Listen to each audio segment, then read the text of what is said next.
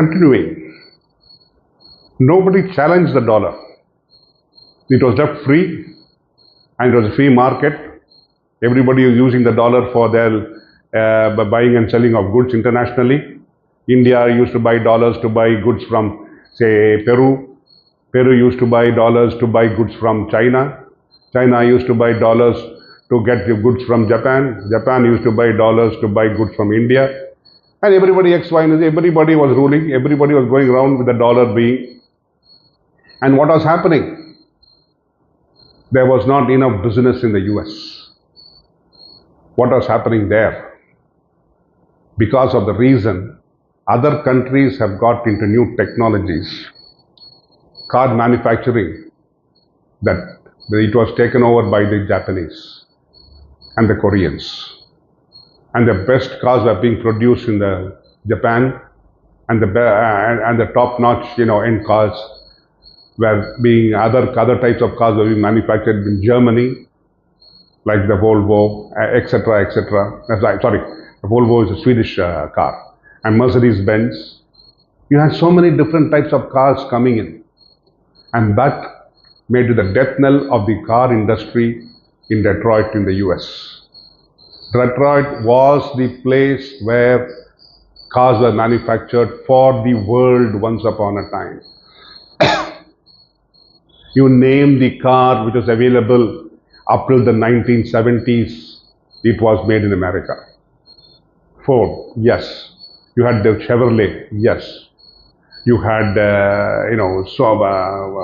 so many other, GM. So many different types of cars were manufactured there. They're huge cars.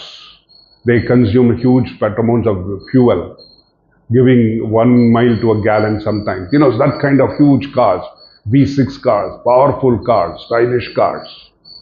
All that came to a full stop when Japan started manufacturing its cars. Its beauty, its design, its service, its, the delivery of mileage for the fuel consumed. All that happened. And slowly, America started closing down its industries. When it started closing down, because the dollar was so powerful, they felt that importing a car was easier rather than manufacturing it there, because I am able to get it at a cheaper rate, a better car. So why should I manufacture in the US? And so Detroit closed down. Then what happened? They found that Korea was making steel. Everybody was making steel, good quality of steel, good quantity of steel. China, Japan, Korea. Everybody was willing to give to US cheap rates. So then the US, what happened in the US? The US businessmen felt, hey, why the hell should I manufacture here when I can get cheap steel from other places and start trading? So big industries closed down. Bethlehem Steel closed down. There's so many US steel shut down. Its operations became so limited. People were out of jobs. People had no jobs. People were living off the dole of the American government. And so what happened? People started importing heavily, and they started manufacturing. Then slowly, when that happened, all the hard industries like steel, car manufacture, and so many other things came down to a full stop in the US. That's what happened. And the US was in doldrums with regard to that. But everybody, because of the population and the amount of people working in those areas were limited, the average unemployment rose. As compared to the other part of the world, it was not very high. But for the US, it was very high. So when people started losing jobs, towns just closed up.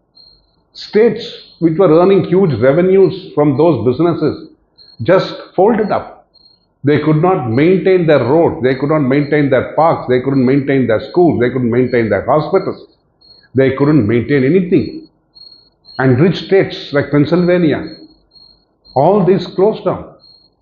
They found them to be in the doldrums. North Carolina, you name it, Detroit, Michigan was finding it difficult to meet its basic needs because the taxes were down, because their industries were down. So the next level was, then they found out one other avenues. Oh, the dollar is very powerful. We have enough money. So what do? Okay, take the dollar, give it to China, give it to Japan, give it to Korea, give it to India, give it to Cambodia. Start manufacturing goods there. So suppose I have to pay my labor $10, I pay them only $3, and so when I bring it to the US, there were no tariffs. Tariffs are very minimal, even then, if that case may be. And they started producing those goods outside America, and they started bringing it into US. And they brought it to the US. What could have been available in the US for $12 was, since it was manufactured outside India, outside the US at a lower rate, at say $3, including the transportation, everything put together, it came only to $5. So they found another way. So instead of selling it at $12, they sold it at $7, still made a profit after manufacturing it abroad. And who were the losers? The loser, the US people. They did not understand it. Did not hit them at the beginning. They were getting cheaper goods. They were getting everything cheap. And hence, and since the dollar was powerful, everybody was using the dollar and living happily. They never understood what is going to be the global impact if anything happens to the dollar and to the US economy. Nobody ever thought and applied their minds on that. I do not know. But maybe they could have applied, they would have. I don't think there were so many dunces there sitting in the federal. They would have. But I do not know why the action was not taken. But I'm just continuing with my perception, what I have about it. Then the technology came in. When technology came in, like, they said they set up plants abroad to manufacture their software.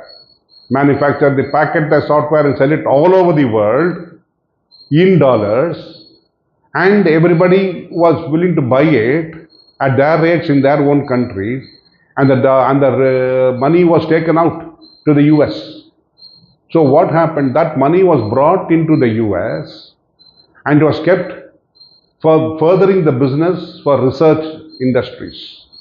It was not for hard industries where they were giving employment. Another idea came in. Why should I employ people within the US at higher cost to manufacture my software? I will use the same people who are developing my software outside US at lower cost, bring them over to the US, settle them here in US at the same rate or slightly higher rate to match with the requirements of the US, and I will pay them a slightly higher rate and start manufacturing the software in the US at lower rates and make the profits. So the profits were booming. Profits were booming. The top end the top end officers are earning billions, trillions. People have never heard of that kind of money in the world at any time. Everybody was talking in, $300 million bonuses and $600 million bonuses. Nobody has ever thought what is even today in India or in Cambodia or in Vietnam, nobody will understand when they say $300 million bonus.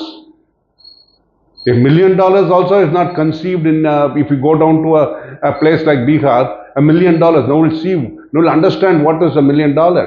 Even the same thing, go to a state like Michigan and go to Detroit and say $1 million, they'll laugh at you because people don't understand what is $1 million. But you're talking about a bonus of $300 million. You're talking about stock options of $1 trillion. It is something mind-boggling. You can't think about those figures at all. And those were kept rerouted there all over the world. Rather than distributing it and setting up industries in the US, they were exploiting the dollar for personal services, is my opinion. I'm not a communist. I'm not a socialist. I'm just talking as my perception of what I would feel. How a person, individual will feel when I don't have a job, another person has $600 million, and he can afford build another person to bring into my country and serve and be here and earn a salary and develop the same thing in my own country. See, this is what happened. And that was the perception which developed over years. I'll continue with it.